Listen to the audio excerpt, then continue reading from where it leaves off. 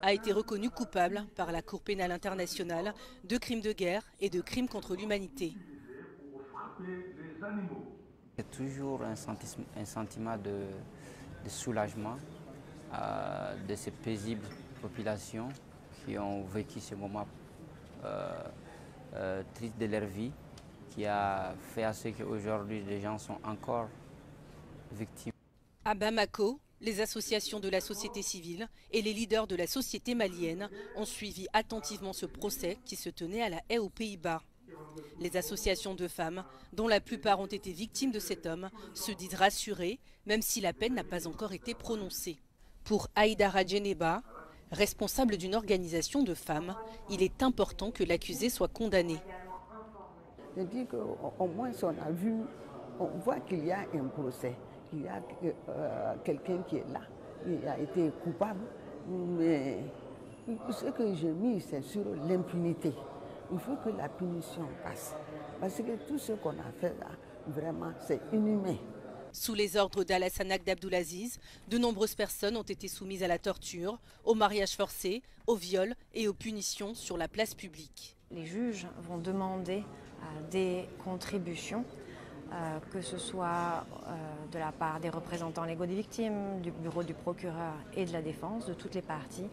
Les faits qui lui sont reprochés se sont déroulés entre le 2 avril 2012 et le 29 janvier 2013 dans la ville de Tombouctou, alors sous contrôle des groupes armés d'Ansardine et d'Al-Qaïda au Maghreb islamique.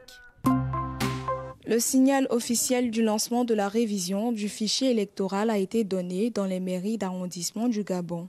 Pilotée par le ministère de l'Intérieur et de la Sécurité, cette opération sera partiellement mise en œuvre sur l'ensemble du territoire national et sera implantée dans un premier temps uniquement dans les 5 communes qui sont les chefs-lieux de chaque province, dans le but de répondre aux plaintes et aux doléances d'accès au centre d'inscription. Les citoyens viennent avec leur ancienne situation, c'est-à-dire là où ils votaient avant, parce qu'ils vont faire un changement de centre de vote ou changement de résidence, c'est la même chose.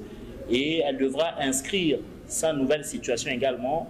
Elle doit savoir où elle va, dans quelle province, dans quelle commune, ou le district, ou le département, et le centre de vote auquel la personne souhaitait aller maintenant voter. Nous avons une autre opération qu'on appelle l'opération de radiation. Les primo-enrôlés doivent d'abord faire l'attestation de NIP pour venir s'inscrire sur les listes électorales. À noter que cette révision du fichier électoral vise à l'organisation prochaine du référendum chargé d'adopter la nouvelle constitution du pays en décembre 2024, issue des travaux du dialogue national inclusif. Les citoyens sont donc invités à remplir leur devoir civique. Tous les citoyens devraient s'approprier le devoir de passer, regarder la liste électorale. Le centre et les sites pour les zones rurales, des cantons et des districts devront quant à eux s'ouvrir aux citoyens dans les prochains jours. Une autre révision est prévue en 2025 dans la perspective des élections qui mettront fin à la transition en cours. 4 candidats officiels, Daniel Chapo du parti Frélimo au pouvoir, Oussoufo Momad du principal parti d'opposition, le Renamo, Lutero Simango et Venancio Mondlane, ont été retenus pour l'élection présidentielle au Mozambique. Le 24 juin 2024, la Cour constitutionnelle mozambicaine a publié la liste des candidats de laquelle 7 autres concurrents ont été invalidés. Selon le Conseil constitutionnel, les candidatures approuvées remplissent les exigences substantielles et formelles requises par la Constitution et le Code électoral.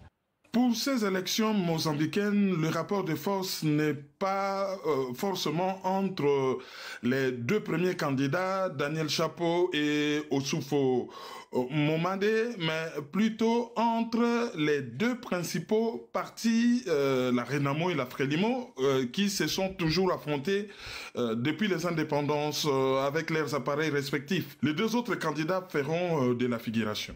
Au Mozambique, des élections générales sont prévues le 9 octobre 2024. Le président actuel, Filipe Nyusi, ne se présente pas au scrutin. Ayant atteint la limite de 2 mandats présidentiels fixés par la Constitution, le chef de l'État mozambicain laisse un pays aux perspectives économiques attractives. Passant de près de 4% en 2022 à 5% en 2023, la croissance pourrait atteindre 8,3% en 2024 grâce notamment aux exportations de gaz et à l'agriculture qui représentent 25% du PIB national. Les élections actuelles sont les plus ouvertes après les indépendances dans un contexte économique différent.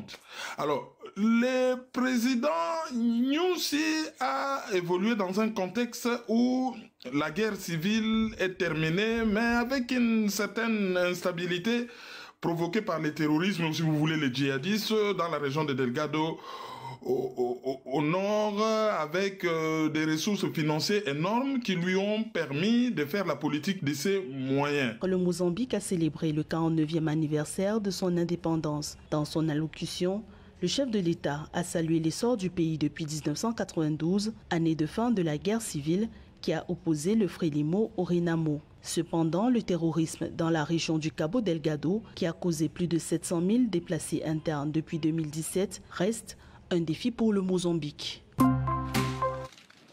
3 points encore en suspens et pour lesquels les parties vont essayer de parvenir à un accord en vue de finaliser la pose des bornes pour la délimitation de la frontière terrestre entre le Cameroun et le Nigeria. Enjeu de cette session extraordinaire de la commission mixte Cameroun-Nigeria, la délégation nigériane aux travaux est conduite par le ministre de la Justice et procureur général du Nigeria, Abdoulatif Fagbemi. Que la 6e session extraordinaire de notre instance qui s'ouvre aujourd'hui, malgré des difficultés ponctuelles qui sont consubstantielles à toute œuvre humaine aussi complexe, doit nous ramener le climat convivial dans lequel la grande famille de la commission mixte a élevé aux yeux du monde entier un solide édifice qui est arrivé à la phase terminale de ses finitions. Les désaccords sur la pose de bornes concernent des villages qui devraient se trouver en territoire camerounais, mais qui abriteraient des populations nigérianes, notamment à Rumsiki, Tourou et Kocha. Le Cameroun et l'ONU sont toutefois optimistes pour l'aboutissement des travaux de délimitation de la frontière. Le Nigeria ayant décidé de ne pas faire de recours en interprétation auprès de la Cour internationale de justice sur des dispositions de l'arrêt fixant la frontière. Cet engagement du Nigeria devrait être formalisé selon les attentes du Cameroun. Le représentant du secrétaire général de l'ONU et président de la commission mixte Cameroun-Nigeria voit dans ces discussions la recherche d'une solution fraternelle. La décision du Nigeria de ne pas renvoyer à la CIG l'interprétation du texte pour ce qui concerne la solution des 3 points de désaccord en suspens est louable, car elle illustre la volonté de ce pays de trouver une solution fraternelle, en ouvrant ainsi la voie de la résolution de la question par le dialogue et la coopération avec le Cameroun. Depuis la décision de la CIJ du 10 octobre 2022 sur le règlement du différend frontalier Cameroun-Nigeria, 2466 bornes ont été officiellement posées le long de la frontière sur un total de 2700 bornes. La session extraordinaire de la commission mixte vise à lever les difficultés résiduelles en vue de finaliser le processus. Un processus qui est, d'après le chef de la délégation camerounaise, un modèle de règlement pacifique du différend autour d'un conflit frontalier qui aurait pu être potentiellement violent. La longueur totale de la frontière entre le Cameroun et le Nigeria est d'environ 2100 km. Face à la flambée des cas de variole du singe, les autorités de la République démocratique du Congo ont approuvé l'utilisation de 2 vaccins contre le virus pour tenter de lutter contre la propagation d'une nouvelle souche plus mortelle dans le pays. Depuis l'année dernière, le Congo fait face à une recrudescence des cas de variole. Le pays a connu 20 000 cas et plus de 1000 décès causés par le virus, principalement chez les enfants. L'infection virale qui se propage par contact étroit provoque des symptômes pseudo-grippaux et des lésions remplies de pus. La plupart des cas sont bénins mais peuvent être mortels. Cette semaine, l'OMS a mis en garde contre la propagation du nouveau variant dans le sud Kivu. La maladie gagne du terrain, le virus a atteint Goma, le nord Kivu, ainsi qu'un camp de personnes déplacées. Le Nigeria a annoncé mardi une mesure audacieuse pour lutter contre la pollution. L'interdiction des plastiques à usage unique dans les bureaux gouvernementaux dès janvier prochain. Cette nouvelle précède une interdiction nationale qui vise à réduire les 2,5 millions de tonnes de déchets plastiques générés chaque année, dont plus de 70% finissent dans les cours d'eau et les décharges. Les plastiques visés par cette interdiction comprennent les pailles, couverts et bouteilles en plastique. Depuis 2020, le gouvernement nigérian s'efforce de réduire la pollution plastique. Cependant, les déchets ont augmenté, en particulier dans les villes comme Lagos. Chaque jour, environ 50 à 60 millions de sachets d'eau usagés sont jetés dans les rues de Lagos. Cette nouvelle politique a pour objectif de créer une économie circulaire, transformant les plastiques en ressources réutilisables. Au Maroc, le roi Mohamed VI a ordonné le déploiement d'une opération humanitaire d'aide médicale en Palestine. Cette aide médicale ordonnée par le souverain chérifien en faveur de la population palestinienne de Gaza est composée notamment de 40 tonnes de produits médicaux contenant des dispositifs pour la prise en charge des brûlures et des urgences chirurgicales et traumatologiques, ainsi que des médicaments de première nécessité. Les 40 tonnes de produits médicaux acheminés par voie terrestre montrent d'abord cette détermination d'être aux côtés des Palestiniens et surtout